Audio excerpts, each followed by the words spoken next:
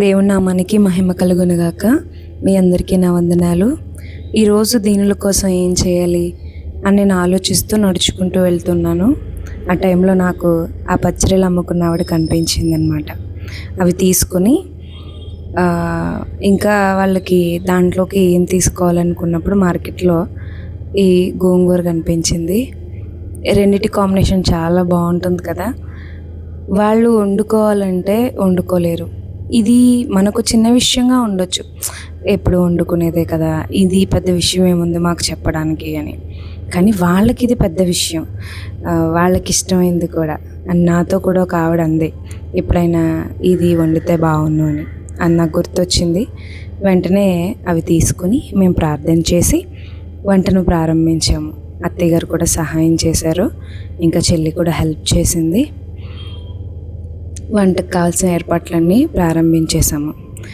ఎప్పుడు వంట చేసినా నేను ప్రార్థన చేసుకుంటాను, దేవా దీనులకు రుచికరంగా ఆరోగ్యకరంగా వండి పెట్టాలి, దానికి మంచి రుచినివ్వు ప్రభువా అని నేను ప్రార్థన చేసుకుంటాను. నాకు అలవాటు లేదండి, ఇంతమందికి వంట చేయడం నాకు అసలు అలవాటు లేదు. కానీ దేవుని కృపను బట్టి ఆ 25 మంది వరకు నేను వండగలుగుతున్నానంటే ఎవరూ నేర్పించకుండానే, అది కేవలం దేవుని సహాయం మాత్రమే.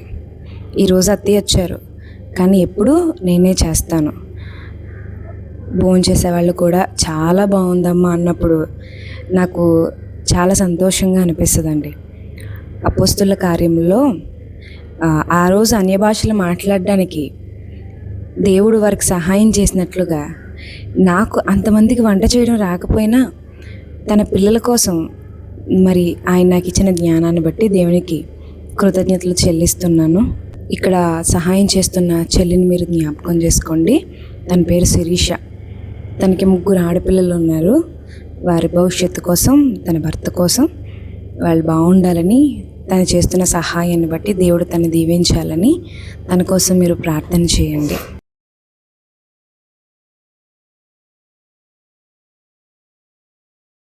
దేవుని నామానికి మహిమ కలుగును గాక. అందరికీ నా వందనములు. ప్రార్థన చేసుకుందామండి. పరిశుద్ధుడా మా ప్రియ పరలోకపు తండ్రి, దేవా తండ్రి, మీ ఆత్మ సహాయం నాకు దయచేసి నడిపించండి. ఈ కార్యక్రమం తండ్రి రావాల్సిన వారిని తోడుకురండి ప్రభువా, సహాయం చేయండి. మీ కృపలో జ్ఞాపకం చేసుకోండి తండ్రి. దేవా మీకే స్తుతులు స్తోత్రాలు ఘనత మహిమ ప్రభావములు తండ్రి. సహాయం చేయమని యేసుక్రీస్తు ప్రభువారి పరిశుద్ధ నామమున అడిగి వేడుకుంటున్నాము కన్న తండ్రి, ఆమేన్. ఒక పాట పాడుకుందామండి.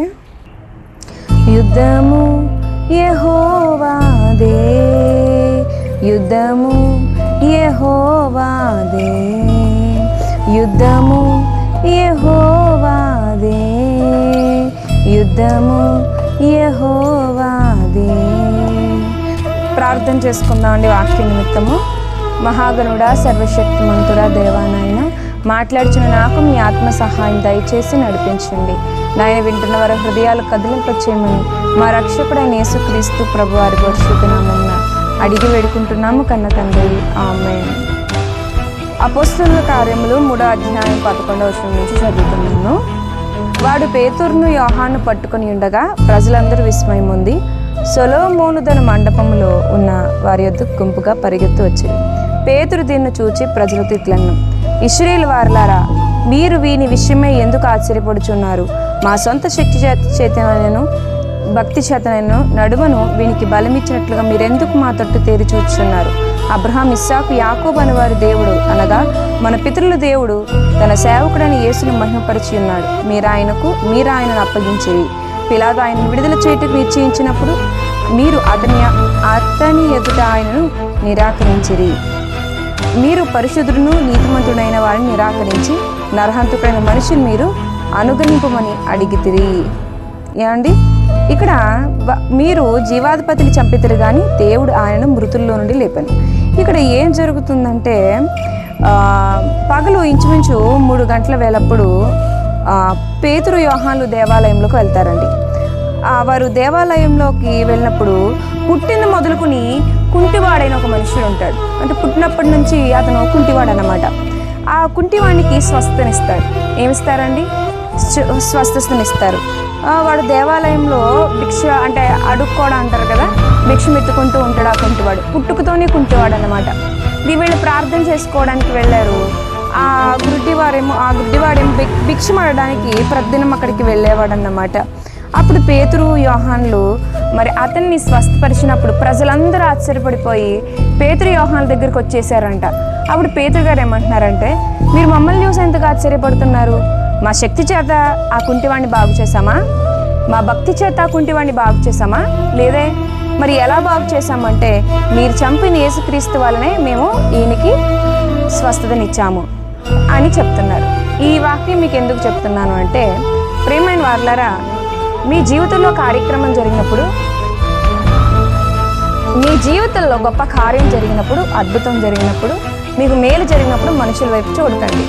ఈరోజు జరుగుతున్నటువంటి భోజన కార్యక్రమం ఏదైతే ఉందో, మీరు ఎవరిని అభినందించాలి అంటే దేవుణ్ణి అభినందించాలి, దేవుని గణపరచాలి, మనుషుల్ని కాదు. నన్ను కానీ లేదా ఆయన కానీ ఆయన అంటే కాదు, నన్ను కానీ నా భర్తను కానీ మీరు గణపరచకూడదు, కేవలం గౌరవించాలి.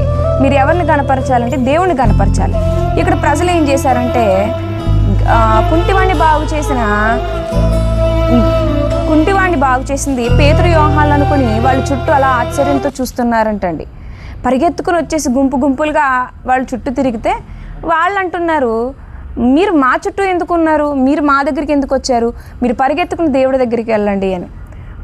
అర్థమవుతుందండి? మీకు తెలుసు ఎస్ఐ విషయంలో దేవుడు ఎంత అద్భుతాన్ని చేశాడో. అందరూ కలిపి ఎక్కడికి వెళ్ళాలి? నా దగ్గరికి రావాలా, ప్రభు దగ్గరికి వెళ్ళాలా? ప్రభు దగ్గరికి వెళ్ళాలి. మరి ప్రతిదినము ఆహార పరిచర్య అంటే అది చిన్నది కాదండి. రోజుకి మీకు చెప్పాను కదా ఎంత అవుతుందో, నెలకి 30,000 అయిపోతుంది, రోజుకి 1000 రూపాయలు అవుతుంది. మరి ఇంత గొప్ప పరిచర్య చేయిస్తుంది ఎవరు? దేవుడు. చేస్తుంది నేను, చేయిస్తుంది దేవుడు. అర్థమవుతుందండి? కాబట్టి ఎవరికి ఘనత, ఎవరికి మహిమ? దేవునికే. అయితే ఇక్కడ పేతురు గారు ఒక మాట మాట్లాడుతున్నారు. ఇంత గొప్ప కార్యం చేసింది ఎవరో తెలుసా? మీరు సిలువ వేసేసిన వ్యక్తే.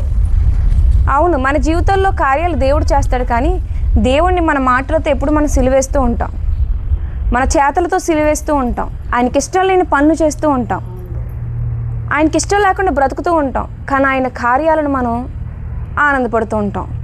వీళ్ళు కూడా యేసుక్రీస్తు ప్రభువారిని సిలువేసేశారు. యేసుక్రీస్తు ప్రభువారు చేస్తున్న కార్యాలకి ఆశ్చర్యపోతున్నారు. ఏమంటే మనం కూడా దేవుని సిలువేస్తూ ఉంటాం, ఆయన అద్భుతాలు చూస్తూ ఆశ్చర్యపోతూ ఉంటాం. ఆశ్చర్యపోవడం కాదు దేవునికి కావాల్సింది. మరి ఏం కావాలి? ఆయన దగ్గరకు పరిగెత్తుకుని వెళ్ళడం కావాలి. మీ జీవితంలో గొప్ప కార్యం జరిగినప్పుడు మనుషుల వైపు కాదు, దేవుని వైపు పరిగెత్తండి.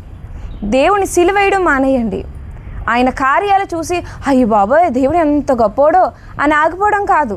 బ్రతుకు మార్చుకోండి, మాట మార్చుకోండి, చేతలు మార్చుకోండి, తీరుతెనులు మార్చుకోండి. అప్పుడు దేవుడు మీతో ఉంటాడు. ఈసారి ఒక కార్యం కాదు, అనేకమైన కార్యాలు మీ బ్రతుకుల్లో చేస్తాడు.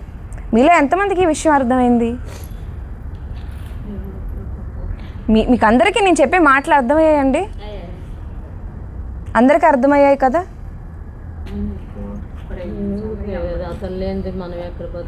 కాబట్టి ఈ భోజన, ముఖ్యంగా మళ్ళీ చెప్తున్నాను, ఈ భోజన కార్యక్రమంలో మమ్మల్ని ఎవరు పొగడొద్దు. ఎవరిని పొగడండి? దేవుణ్ణి పొగడండి. మమ్మల్ని ఎవరు చూడొద్దు. ఎవరిని చూడండి? దేవుణ్ణి చూడండి. అర్థమవుతుందా? ఎప్పుడు ఏ కార్యం జరిగినా దేవుణ్ణి చూడండి. మీరు దేవునే గణపరచాలి, దేవుని దగ్గరికే పరిగెత్తుకుని వెళ్ళాలి. మనం ఏం చేస్తామంటే మనుషుల వెనకాల తిరుగుతాం, దేవుని సిలువేసేస్తూ ఉంటాం. అవునా? వీళ్ళు అలాగే చేశారు. యేసుక్రీస్తు ప్రభువారిని ఏమో సిలువేసేశారు, పేతురు యోహాను గారి వెంట వెళ్ళారన్నమాట. మనము అలా ఉండకూడదు. ఎలా ఉండకూడదు? మన బూతులు మాట్లాడినప్పుడు యేసుక్రీస్తు ప్రభువారిని సిలువేసినట్టే. మనం ఇతరులను తిట్టినప్పుడు యేసుక్రీస్తు ప్రభువారిని కొట్టినట్టే. మనం కాని పని చేసినప్పుడు యేసుక్రీస్తు ప్రభువారిని బాధించినట్టే. తల్లిని తండ్రిని కొట్టక్కర్లొద్దు, చెడు పనులు చేస్తే చాలు వాళ్ళ కంట్లోంచి నీళ్ళు వస్తాయండి. కొట్టిన దానికన్నా ఎక్కువ వ్యధపడుతూ ఉంటారు. ఆనాడు సిలువేసిన దానికంటే ఈనాడు మనము అన్నీ తెలిసి వేస్తున్న సిలువ చాలా బాధ కలిగిస్తుందండి ప్రభువారికి. కాబట్టి మన బ్రతుకులు మార్చుకుందాం, ఎప్పుడులా ఉండొద్దు, మార్పు ఆశిద్దాం. అప్పుడు దీవించబడతాం, ఆయన కరుణకు పాత్రలు అవుతాం. ఈ వాక్యము మీ అందరి హృదయాలు ఫలించును గాక. Amen, amen. ప్రార్థన చేసుకోండి. మహాగణుడా, సర్వశక్తిమంతుడా, ఈ దినమందు ప్రభువా నాయన మాతో మాట్లాడేందుకు కృతజ్ఞతలు. ఈ మాటలు ప్రతి ఒక్కరు హృదయాల్లో ప్రభు నూరంతలుగా ఫలింపచేయండి. విని విడిచిపెట్టేవారుగా కాక తండ్రి వీరిలో ఒక్కరైనా మారు మనసు పొంది మారునట్లు మీ కృప దయచేయమని ప్రాధేయపడుతున్నానయ్యా. సహాయం చేయమని మా రక్షకుడైన యేసుక్రీస్తు ప్రభు వారి పరిశుద్ధ నామమున అడిగి వేడుకుంటున్నాం మా ప్రియ పరలోకపు కన్న తండ్రి. ఆమెన్. అందరికీ వందనాలండి. ఇక భోజన కార్యక్రమంలోనికి వెళ్దాం.